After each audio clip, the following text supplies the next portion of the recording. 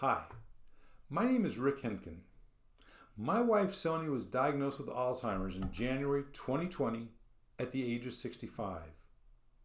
I had seen so many family caregivers suffer physically, emotionally, and psychologically, sometimes to the point where their health deteriorated faster than the loved ones they were caring for.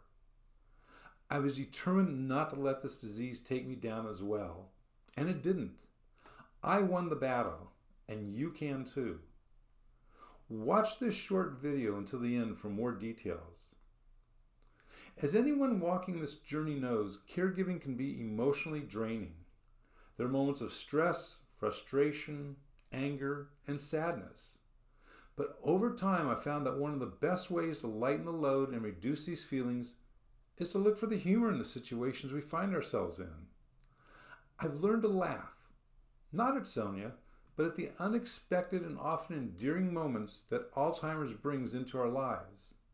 These moments aren't planned, and they're certainly not intentional, but they have a way of standing out and reminding me that joy still exists. Let me share a few stories with you.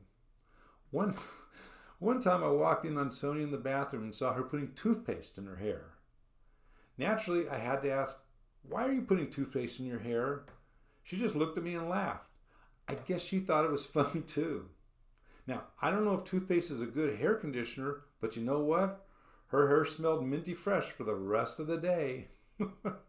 Then there was a time we were at a farmer's market. Sonia has a natural magnetism to kids and dogs. She just adores them. So when a little toddler wandered away from his mom, Sonia, ever the helper, picked him up, carried him over to another woman, offering him as if to say, "Here's your child." The woman, of course, said, "No, that's not my child." Thankfully, the mom came over quickly and recognized what was happening.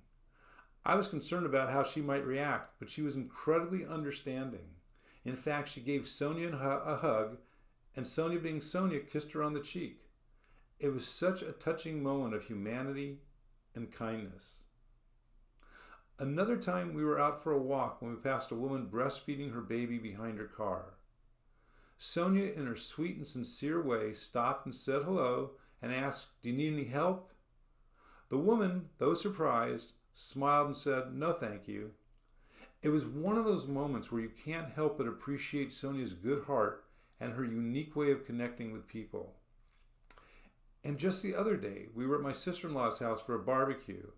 Afterward, we walked to a nearby park where there was a live music concert. Hundreds of people enjoying picnics, sitting on blankets and in folding chairs, soaking in the music. I was holding Sonia's hand as we walked through the crowd, and then I noticed something in her left hand. Sonia was holding a 3/4 full bottle of Diet Pepsi.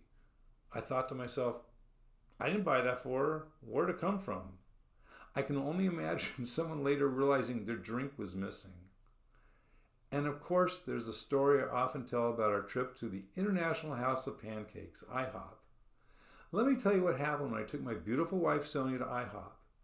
It started off as a typical breakfast outing, a nice little treat for both of us. Sonia loves her pancakes. And honestly, I enjoy the small moments we get to share like that. But as it often happens, life decided to throw in a bit of comedy. While I was paying the server at our table, Sonia, who, let me tell you, is incredibly fast, managed to get up, wander over to another table, and grab a piece of someone else's pancake. Can you imagine? My first reaction was to panic, but before I could even process what had just happened, the gentleman whose pancake she borrowed was all smiles. He was so kind, just like most people are when they see us out and about. He offered her the piece of pancake like it was no big deal.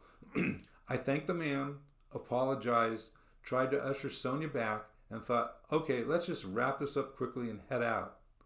But no, the comedy didn't end there. In my mad dash to leave the restaurant as discreetly as possible, I accidentally opened the only alarmed emergency exit. Yes, the kind that blares a loud, piercing siren for everyone in the restaurant to hear.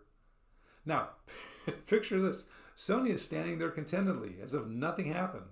The man is smiling at her, and I'm the guy holding the alarm door with everyone staring at us. One thing after another. At that point, what else can you do but laugh?